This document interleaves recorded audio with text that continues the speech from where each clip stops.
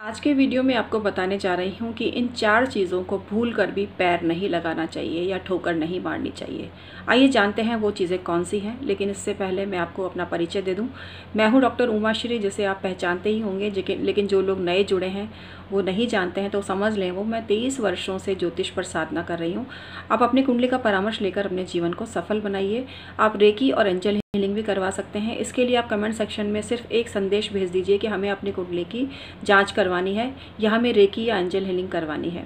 मैं आपको email ID provide कराऊंगी और उसी के थ्रू ही आप मुझसे संपर्क कर सकते हैं। मैं फ़ोन पे अवेलेबल नहीं हूँ, इसलिए नंबर मांगकर मुझे शर्मिंदा ना करें, क्योंकि बहुत से ऐसे फ़ोन होते हैं जो फालतू के फ़ोन आ जाते हैं और इस परेशानी के चलते हमने ये सेवा शुरू नहीं करी है कि फ़ोन पर हम नहीं उपलब्ध हैं। हम सिर्फ आपको ईमेल आईडी के थ्रू ही परामर्श देते हैं।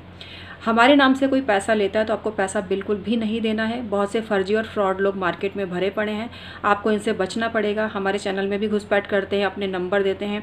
कुछ औरतें कहती हैं हमने उन बाबा जी को दिखाया, हमें बहुत फ़ायदा हुआ, मेरा काम एक बार में ही हो गया, आप भी उनसे मिलो। तो आप समझ जाना वो टोटली फर्जी औरत है।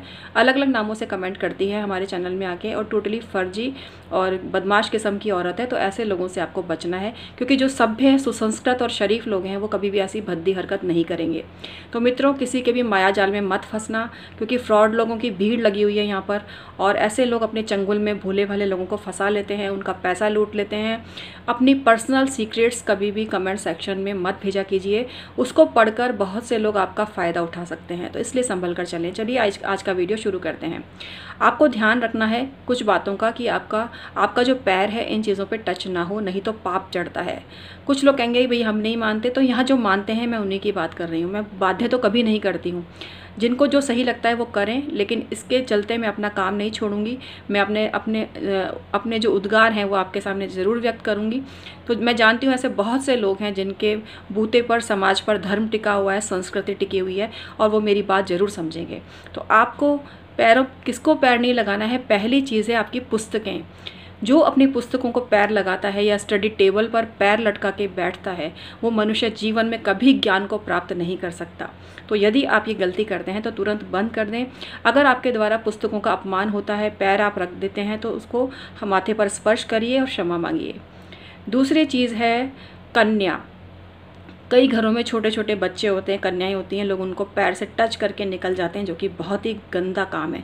आपको तुरंत पैर छूकर अपने माथे पर लगाना चाहिए, क्योंकि कन्या में साक्षात माता का निवास होता है, परमात्मा का निवास होता है, शक्ति और देवी का निवास होता है। इसलिए कभी भी ना तो कन्या से अपने पैर छुआएं, ना कन्या को पैर लगाएं। और तीसरी जो इम्पॉर्टेंट चीज़ है वो है आपकी भोजन की थाली या कोई भी खाद्य सामग्री। किसी भी खाद्य सामग्री, सब्जी, फ्रूट, किसी को भी पैर लग जाता है तो उसको अपने माथे पर आपको लगाना चाहिए। चौथी चीज़ है आपके वस्त्र। कई लोग अपने वस्त्रों को स्नान के बाद पैरों से इधर से उधर करते हैं, पैर लगाते हैं अपने वस्त्रों को। तो कभी भी वस्त्रों को पैर नहीं लगाना चाहिए। वस्त्रों को पैर लगाने से आपका खुद का ही ऑरा कमज़ोर होता है, आपकी खुद की ही शक्ति क्षीण होती है। तो कभी भी अपने या किसी के भी वस्त्रों को पैर से टच नहीं करना चाहिए। अब जो पहनने वाले वस्त्र हैं उनकी हम बात नहीं कर रहे। आप कहेंगे हम तो मोजे पहनते हैं, तो भाई ये थोड़ा सा इतनी तो इंटेलिजेंसी होनी चाहिए हर इंसान में कि हम क्या बात कर रहे हैं और किस दृष्टि से कर रहे हैं। जहाँ पर अनिवार्य है वहाँ तो इंसान पैर लगाएगा ही, लेकिन इंटेंशनली आप किसी चीज़ से किसी कपड़े को अपने पैर से टच कर लेते हो या नहाने के बाद भीगे हुए अपने कपड़ों को पैर से इधर से उधर करते हो, तो ये बहुत बड़ा दोष बन पाता है।